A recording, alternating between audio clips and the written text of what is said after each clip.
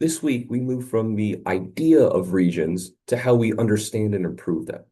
So Izzard gives us the conceptual language for thinking about space in economics. Moving on later, Schaefer shows us how communities act within that space. And by the end, we'll read Bartek, who shows how policy can shape economic opportunity across space. Regional economics is a newer branch of economics. So what we're doing here is adding space, adding the importance of geography to our analysis, which was lacking in the past. So at first, this sounds relatively simple, but that isn't always the case. And what we're trying to do is identify the factors governing the distribution of economic activity over space and recognize that this distributional changes. There will be important consequences for individuals and for communities because of this. It's important to consider how the location of one economic actor influences their decisions. So this reading speaks of three foundational stones of regional economics. So this idea of regional economics grew out of a few different starting points.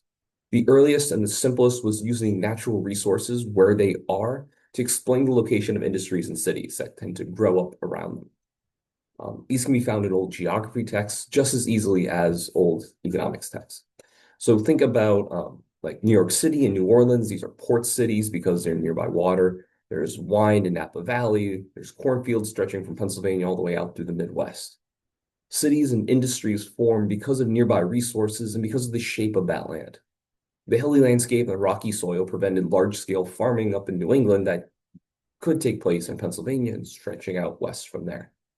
So you can see us grasping at a simple version of comparative advantage here when we're thinking about what the geography is actually like and what sort of natural resources are located there in different places.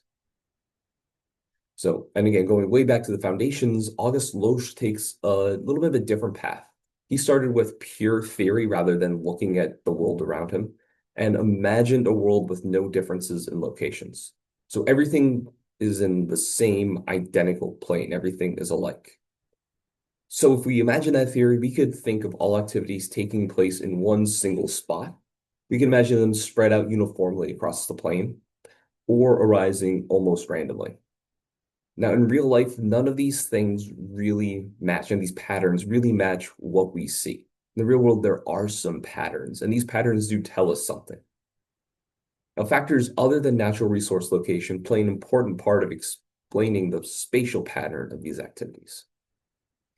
And finally, goods and services aren't freely or instantaneously mobile. So there's transportation costs and communication costs, and they create both effort and time and the monetary cost of actually transporting and doing these things. And transportation costs not only shape where businesses choose to locate, but also where people plan to locate. Now, this course may seem like it skips around conceptually, and we do that a little bit through these readings. Some of the analysis is firmly rooted in microeconomics, while other parts of our analysis are going to be rooted in macroeconomics. And this is because the questions we're going to be answering in this course are going to be different, so we'll involve some different skills as we do this.